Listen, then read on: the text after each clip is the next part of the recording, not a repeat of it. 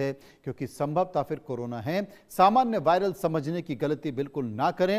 हालांकि हिंदुस्तान में अभी इसके बहुत ज़्यादा पेशेंट नहीं देखे गए हैं, लेकिन दूसरे देशों से जो ट्रबल हिस्ट्री है वो लगातार बढ़ रही है। भारत से दूसरे देशों का आवागमन बहुत ज़्यादा है, परिवहन बहुत ज़्यादा है, इसलिए अभी एयरपोर्ट पर भी ऐसी कोई एडवाइजरी जारी नहीं की गई है। लेकिन लगातार एक देश से, जिन 23 देशों में ये फैला हुआ है, उन देशों में से भी भारत में बहुत ज़्यादा तेज़ी से लोग आ रहे हैं और कोई चेकिंग या इस तरह की चीज़ें इनकी नहीं हो रही हैं। तो क्या भारत में भी वायरस की एंट्री हो गई है? भारत में अभी तक आधिकारिक तौर पर देखा जाए, ऑफिशियल तौर पर देखा जाए तो कोई ऐसा डेटा नहीं मौजूद है। दुनिया में ये चुपचाप से फैल रहा है, इसलिए भारत में ये मौजूद हो सकता है, लेकिन इसकी पहचान नहीं हो पाई है, क्योंकि इसके जो लक्षण हैं वो सामान्य फ्लू की तरह लक्षण हैं। ओमिक्रॉन परिवार का ये नया वेरिएंट है। ओमिक्रॉन परिवार का यूं कहें कि एक नया बच्चा आ गया है, उनके परिवार का नया सदस्य निकल कर आया है।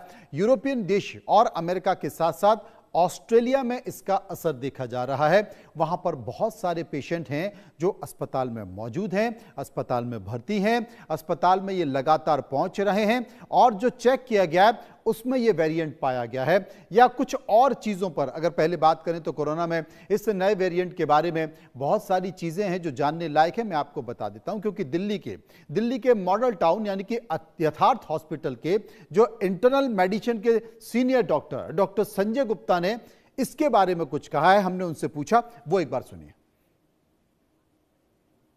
एंड कोरोना का सिकाडा के नाम से अब 20 से ज्यादा देशों में देखा गया है और भारत में भी इसकी एंट्री हो चुकी है।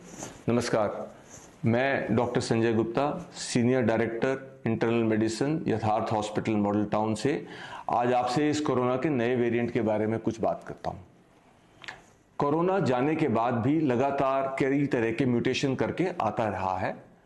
लास्ट इसका जो म्यूटेशन था उसका नाम ओमिक्रॉन था, और हम सब ने देखा कि ओमिक्रॉन जो है वो एक माइल्डर वर्जन था, उतना सीरियस नहीं रहा जैसे कोरोना अपने ज़माने में रहा है। पर ये जो नया वेरिएंट सिकाडा है, इसकी एंट्री ह्यूमन सेल्स में ज़्यादा तेज है, ज़्यादा रैपिड है, पर इसी वजह से ये 20 से ज़्यादा कंट्री में ऑलरेडी स्प्रेड हो गया है। इसके सिम्टम्स उसी तरह से हैं जैसे ओमिक्रॉन के थे। ये भी अभी कफ, कोल्ड, जुखाम, बदन दर्द, हेडेक और बुखार, यही लक्षण लेके आ रहा है। ये लक्षण ज़्यादातर 3 से 5 दिन रह रहे हैं और उसके बाद सबसाइड हो पा रहे हैं। तो आपने डॉक्टर संजय को सुना कि ये करीब 3 से 5 दिन इसके लक्षण हैं और भारत में इसकी एंट्री हो चुकी है, लेकिन अभी तक कोई ऐसी बड़ी दुर्घटना नहीं हुई है। बहस इसे लेकर क्यों शुरू हुई? नया वेरिएंट BA.3.2 सिकाडा से पूरी दुनिया में एक बार फिर से नई बहस शुरू हो गई है कि क्या ये कभी खत्म हो पाएगा, ये वायरस खत्म हो पाएगा। तो नए वेरिएंट के बाद एक बार फिर से सवाल उठा है कि SARS-CoV-2 वायरस खत्म होना लगभग असंभव है, और जब तक ये दुनिया रहेगी तब तक ये वायरस रहेगा। एक्सपर्ट कहते हैं ऐसा, क्योंकि समय समय पर बढ़ते और इसके केस घटते रहते हैं। वायरस बार बार अपना स्वरूप बदल लेता है। हर्ड इम्यूनिटी स्थायी समाधान नहीं रह गया है, यानी कि अगर आपने कोई वैक्सीन लगा ली है एक वायरस को लेकर जो उस वायरस को मार देती है, तो जब इसका नया स्वरूप निकल कर आएगा, नया वेरिएंट निकल कर आएगा, तो एकदम अलग होगा, वो अलग प्रजाति का होगा, उसी परिवार का, लेकिन जो आपने वैक्सीन ली है उस वैक्सीन का असर इस वेरिएंट पर कोई नहीं करेगा। यह समझने की बात है। अब कोरोना कैसे मैटरनल मोर्टेलिटी रेट की बड़ी रुकावट बना है, इसे समझने की जरूरत है। दरअसल पिछले कुछ दशकों में दुनिया भर में मैटरनल मोर्टेलिटी रेट में कमी आई है। हालांकि हाल के सालों में इस सुधार की गति धीमी पड़ गई है, और हाल के दिनों में ही द लेसेंट में प्रकाशित एक वैश्विक अध्ययन में यह जानकारी सामने आई है कि प्रेगनेंसी और चाइल्ड बर्थ से संबंधित कारणों से महिलाओं की मौत अभी भी एक बड़ी चुनौती बनी हुई है कि आखिर इनकी मौत क्यों हो रही है। खास तौर से कम और मीडियम इनकम वाले देशों में प्रेगनेंसी और चाइल्ड बर्थ महिलाओं की जो सुरक्षा है वो अभी भी चिंताजनक स्तर पर बताई जा रही है। ऐसे में जानते हैं कि इसके वैश्विक स्तर का कारण क्या है। वैश्विक स्तर पर कोरोना कैसे मैटरनल मोर्टेलिटी रेट की बड़ी रुकावट बना है। एक रिसर्च के अनुसार 2023 में वैश्विक स्तर पर मैटरनल मोर्टेलिटी रेट लगभग 190 मौत प्रति 1 लाख जन दर्ज की गई है। हालांकि ये 1990 के आंकड़े की तुलना में बेहतर है, लेकिन फिर भी अभी सुरक्षित स्तर पर काफी दूर है। सवाल यह है कि कोरोना कैसे मैटरनल मोर्टेलिटी रेट की बड़ी रुकावट बना हुआ है, तो क्या कोरोना इसमें कहीं ना कहीं अपना असर दिखा रहा है? रिसर्च के अनुसार जो रिसर्च पेपर हैं, बहुत सारे जो रिसर्च निकल कर आए हैं, उस रिसर्च के अनुसार कोविड-19 ने मैटरनल मोर्टेलिटी रेट को बढ़ा दिया है और महामारी के दौरान स्वास्थ्य सेवाएं ठीक से काम नहीं कर पा रही थी। प्रेग्नेंट महिलाओं को समय पर डॉक्टर की देखभाल उपलब्ध नहीं है। कुछ प्रेग्नेंट महिलाएं कोविड-19 संक्रमण के प्रति ज़्यादा संवेदनशील थी।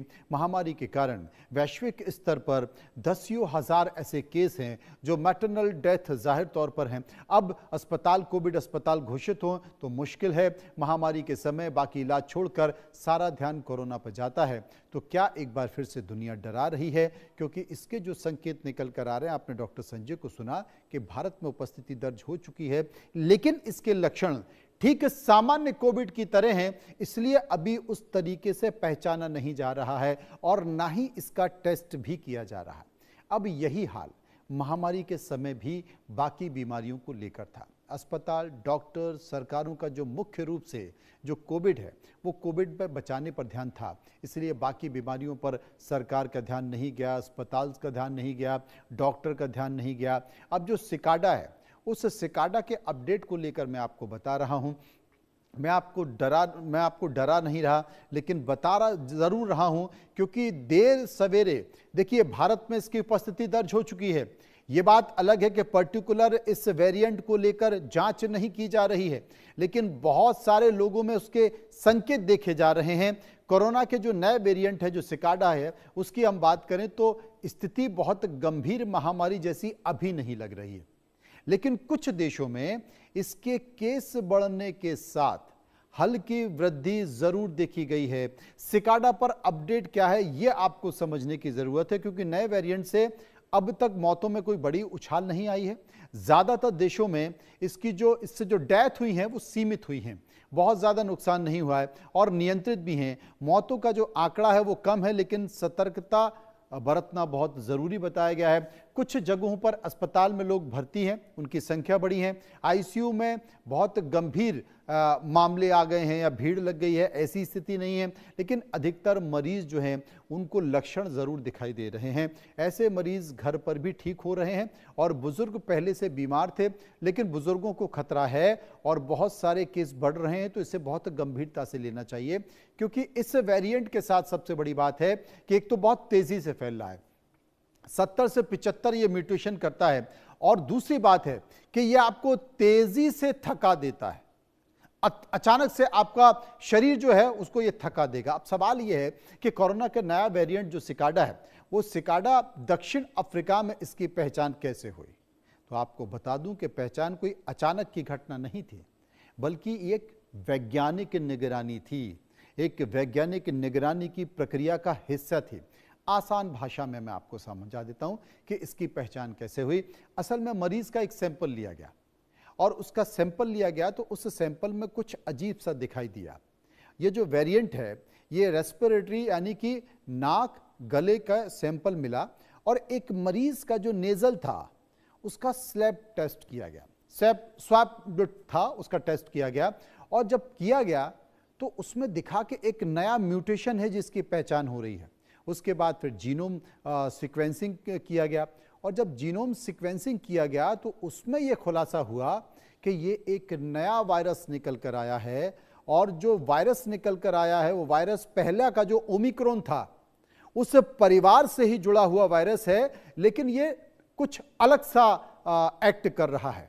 अब दक्षिण अफ्रीका के जो वैज्ञानिक हैं, उन वैज्ञानिकों ने इस डेटा को अंतरराष्ट्रीय डेटाबेस में शेयर किया। फिर सीडीसी और WHO जैसी एजेंसियों ने इसे ट्रैक करना शुरू किया। जब इसे ट्रैक करना शुरू किया, इसे पकड़ना शुरू किया, इसको फॉलो करना शुरू किया, तो पता चला कि ये धीरे धीरे दक्षिण अफ्रीका, 2024 की बात बता रहा हूं, लेकिन 2024 के बाद धीरे धीरे दक्षिण अफ्रीका के बाद ये बाकी के और देशों में फैल गया और करीब 23 देशों में इसकी उपस्थिति अब बनी हुई है। अगर महामारी नहीं बनी और इस वेरिएंट का जो खतरा है, वो खतरे से बचने के लिए अन्य जो डॉक्टर और एक्सपर्ट हैं वो अलग अलग तरह की बात कर रहे हैं। पूरी दुनिया में जो वायरस है वो भारत में हो सकता है संभव हो, जैसा कि डॉक्टर संजय भी अभी आपके सामने चैनल पर बोल रहे थे। लेकिन बचाव क्या हो सकता है, इसलिए बचाव का जो तरीके हैं उन तरीकों को आपको गंभीरता से समझना होगा, वो ना छोड़ें। कोविड एप्रोप्रिएट जो बिहेवियर है उसको अपनाना बहुत ज़रूरी है।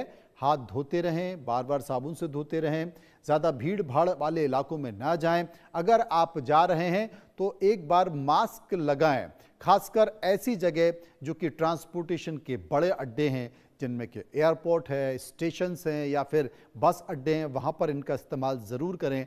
फ्लाइट में आप बैठ रहे हैं, ट्रेन में आप बैठ रहे हैं तो कोशिश कीजिए, अस्पतालों में अगर हैं तो कोशिश कीजिए कि आप मास्क का प्रयोग करें। जैसा कि आपको हमने प्रोग्राम में शुरू में ही बताया कि सिकाडा एक कीड़े से होता है जो लंबे समय तक ज़मीन के नीचे छुपा रहता है, दबा रहता है, लेकिन अचानक से वो बाहर आ जाता है। और इसी तरह छुपने और इसी तरह ठीक वैसे ही ये छुप रहा है जैसे कि आपको याद होगा ओमिक्रॉन वेरिएंट जो कि 2019-20 में निकल कर आया था, वो भी ठीक ऐसे ही निकल कर आया, इसलिए इसे सिकाडा कहा जाता है। 23 देशों में इसकी उपस्थिति अब तक दर्ज हो चुकी है, जिसे लेकर चिंता व्यक्त की जा रही है। लेकिन इसके सावधान रहने की जरूरत आवश्यक है, क्योंकि यह अजनबी के तौर पर शरीर में घुसता है।